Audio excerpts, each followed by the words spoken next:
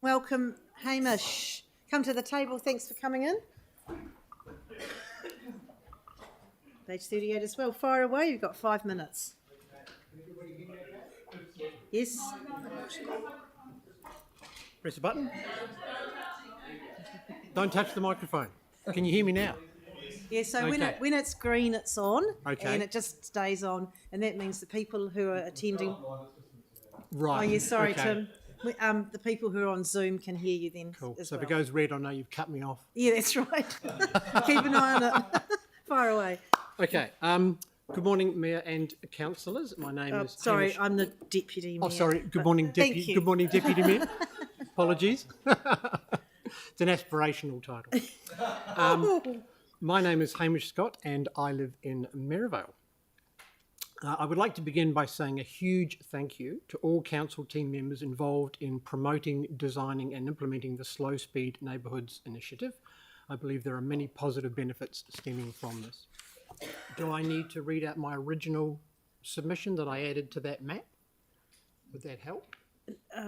You can do what you like with your 5 minutes. Okay. We've got your submission here. In front of you? Okay, well, Yes. I'll just expand on that then. Yeah, that might be best. Okay. I feel strongly that no urban planning should be done in isolation. That is, the connectivity and flow of infrastructure within and between communities must be designed as part of a broader and holistic approach and must serve the community, not dominate it.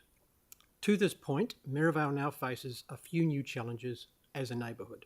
These include proposed new medium and high density changes, probable redevelopment of the Merivale Mall and surrounding businesses, possible light rail corridor on Papanui Road. Given the likelihood of greater density and therefore greater numbers of people in a small area, slowing the traffic down is a great way to put the community first. With many of the roads in Merivale being narrow and with increasing levels of on-street parking, the need to slow traffic down is growing. As mentioned in my original submission comment, many people do not respect speed limits in general, let alone 30 or 40 kilometres an hour. I still see people ignoring the 30 kilometre hour limit in the central city, and my observations in St Albans and more recently at Pawa are similar, especially where there is a mix of 50, 40 and 30 restriction zones within a short distance. This is why I agree that a blanket 30 kilometres an hour throughout Merivale would be a simpler solution. I do think the more we apply lower limits to neighbourhoods, the more people will get used to them.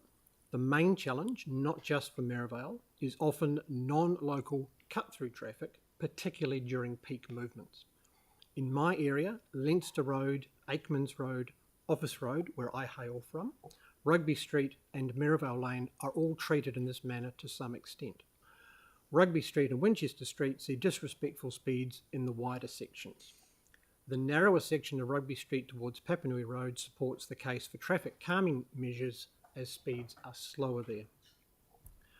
Where narrow roads intersect, 50 kilometres is often not appropriate, especially when people also ignore stop signs. The corner where Winchester Road sweeps into Office Road is a classic example of this.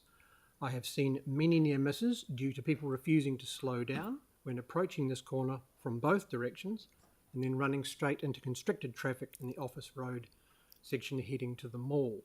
I have seen many broken side mirrors on parked cars in that section due to people refusing to give way or slow down. Some further restrictions to on-street parking would be helpful, but might be somewhat unfair to local residents.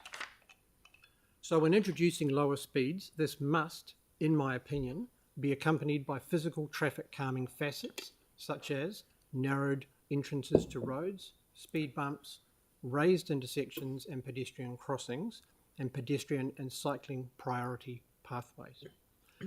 As mentioned, all of this must be done with a broader consideration to the way the area is likely to be developed. For example, how do you allow for higher density and a larger mall facility while reducing speeds and restricting traffic flows? If the mall is going to be redeveloped, then we should be planning for traffic management now, not waiting till it creates a congestion problem.